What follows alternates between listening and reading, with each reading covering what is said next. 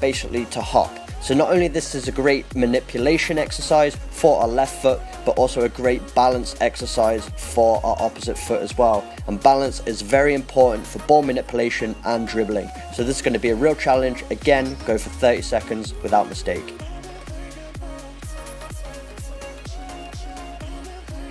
Exercise 4 is the same as exercise 3, but again, we've got to be strong on both sides if we want to be a complete player. So again, we're using our opposite foot to manipulate the ball, but this time we're also giving our opposite leg a workout for balance as well. So not only is it important to have good manipulation of the ball with both feet, but it's also good to be balanced on both sides as well. You're going to be more stable, you're going to notice you're going to have more control over the ball and over your body in a match, and overall it's going to boost your performance. So go for 30 seconds without mistake, and then we'll move into exercise number 5.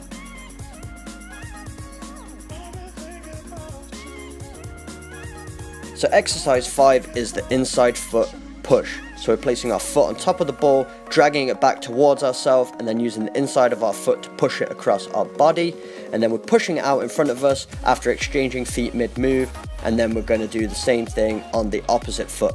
So we're getting a good workout, a good balance with both feet here. Takes a little bit of coordination, is a little bit of a thinker, but you will get it after a few repetitions. So challenge yourself and stay patient with it if you're not getting it at first, and you will master it eventually. Again, go for 30 seconds without failure, and you've mastered this move, and we can move on into the 6th exercise. Exercise 6 is the outside foot push this time. So very similar to exercise number 5, but instead of using the inside of our foot to push the ball across our body, we're going to be changing to the outside of our foot now. And these two moves, exercise 5 and 6, are really good because it gets used to using those parts of the foot that you would control the ball with. And not only are we controlling the ball, but we're giving it a bit of a directional touch as well. It's very good to keep the ball moving, and when you receive the ball along the ground, if you can keep the ball moving with the inside and outside part of our foot, you're going to have a lot more advantage in a match. So again, we're getting used to using both feet in this exercise, going for 30 seconds without failure, and then we can move into exercise number 7.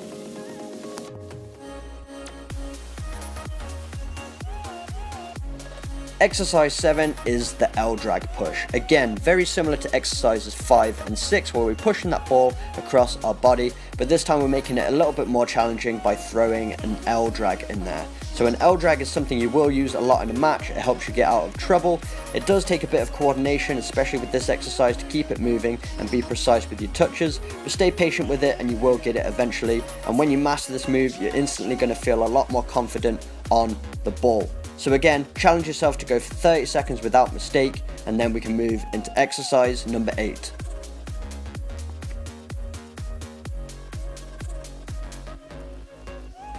Exercise 8 is the inside foot figure of 8s. So what we're doing is just making a figure of 8 motion, and we're keeping control of the ball using the inside of our foot. This is actually very similar to the first move we did in this program, but we're using the inside of our foot now. A commonly used surface area, especially for dribbling in tight spaces for moves like La Croqueta. So if you can get used to manipulating that ball, keeping it close to your body while moving in a figure of 8 motion, you're going to have that 360 control and you're going to feel a lot more confident on the ball. So again, taking very small touches, trying to soften the touch each time. We don't want that ball getting away from us. Then we're going around those outside cones, keeping it as tight to them as possible. 30 seconds without mistake. Exercise 9 is the sole foot figure of 8. So it's very similar to exercise 8, but this time we're going to use the sole of our foot. Often a very overlooked surface area to use in the game of football, more commonly used in the game of futsal, but you'll see with a lot of South American players, they're using the sole all of the time, and it allows them to keep the ball super glued close to their body. Especially in those tight space situations, the sole of the foot is a great option. You can keep good manipulation of that ball and be in control of it at all times. So use this one, you need a bit of balance, a bit of coordination, but if you can go for 30 seconds without failing, then you've mastered the sole roll figure 8s.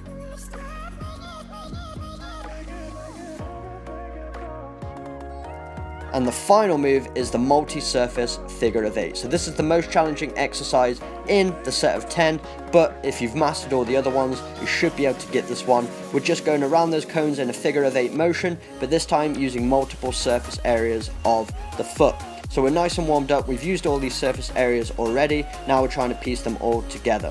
Going around in a figure of 8 motion for 30 seconds without mistake, and if you complete this, you've completed the entire circuit. Alright guys, so those are the 10 ball mastery exercises that if performed regularly, you'll see a huge increase in your ball control. But if footwork's your thing and you want more ball mastery exercises, I would recommend checking out Maestro, which is my very own 7-day ball mastery training program, containing 49 unique exercises guaranteed to take your footwork to the next level. So if that interests you, I'm going to leave a link in my video description, which will take you to my website where you can get Maestro. But if you did enjoy today's video, make sure you smash that like button, hit the subscribe button for weekly training videos, and I will see you guys in my next video.